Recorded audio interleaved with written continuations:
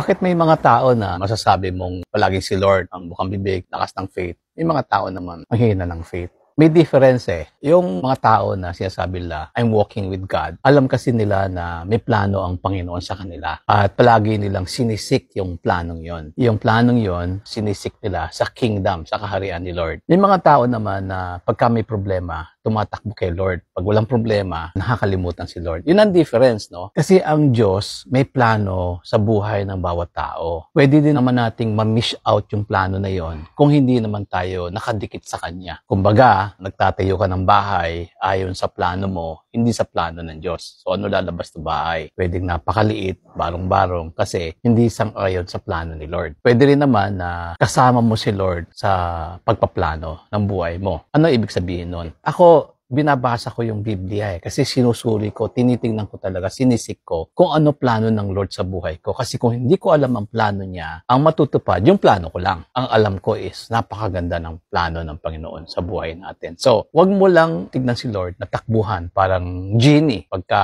may problema. Kundi tignan mo si Lord bilang Lord talaga. Seek first the kingdom of God and His righteousness, and all of these things shall be added unto you. Yun ang key.